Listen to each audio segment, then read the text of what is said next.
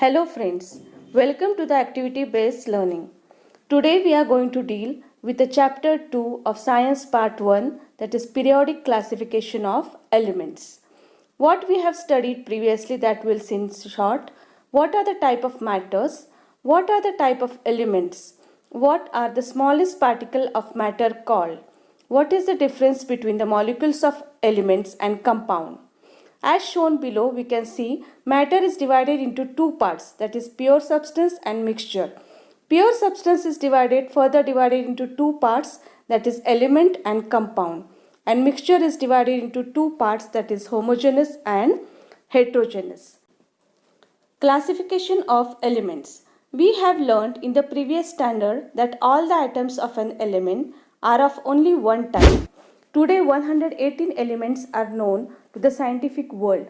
However, around year 1800 only about 30 elements were known.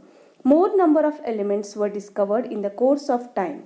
More and more information about the properties of this element was gathered. To ease the study of such a large number of elements, scientists started studying the pattern, if any, in the vast information about them. You know that in the initial classification, elements are classified into the groups of metals and non-metals.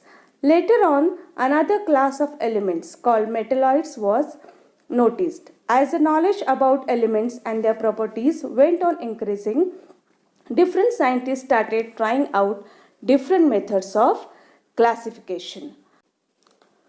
Dobereiner's triad. In the year 1817, a German scientist, Dobereiner, suggested that properties of elements are related to their atomic masses. He made groups of 3 elements each, having similar chemical properties, and called them triads. He arranged the 3 elements in a triad in an increasing order of atomic mass and showed that the atomic mass of the middle element was approximately equal to the mean of the atomic masses of the other 2 elements. However, all the known elements could not be classified into the Dobereiner's triad. As shown in the table below, we can see in the first table of the triad, lithium, sodium and potassium is given. Atomic mass of lithium is 6.9 and atomic mass of potassium is 39.1.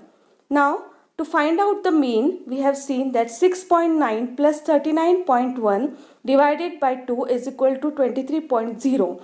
Now 23.0 is the atomic mass of sodium, which we had to find in the first table. In the same way, the other two can be found out. We can see in the table given below. Newland's law of octave. The English scientist John Newland correlated the atomic masses of elements to their properties in a different way. In the year 1866, Newland arranged the element known at that time in an increasing order of their atomic masses. It started with the lightest element, hydrogen, and ended with thorium. He found that every 8th element had properties similar to those of the first.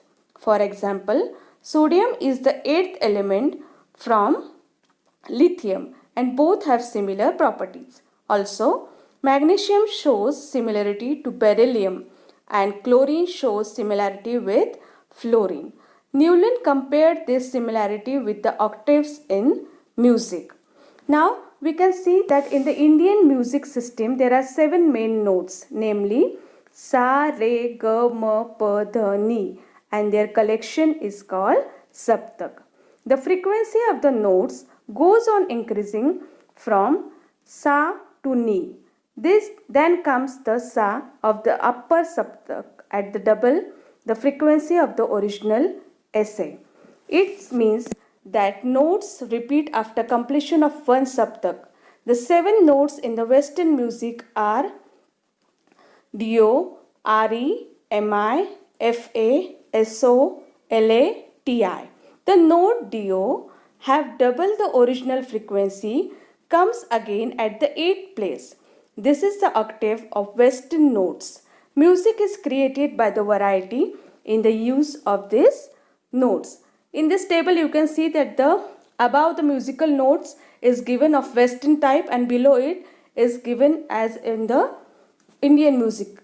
and below the elements are arranged. We can see the first table, that how hydrogen is arranged at the first and the eighth element is arranged at the last, and both have the same similarity. Many limitations were found in Newland's octave. This law was found to be applicable only up to calcium. Newland fitted all the known elements in a table of 7 into 8, that is 56 boxes.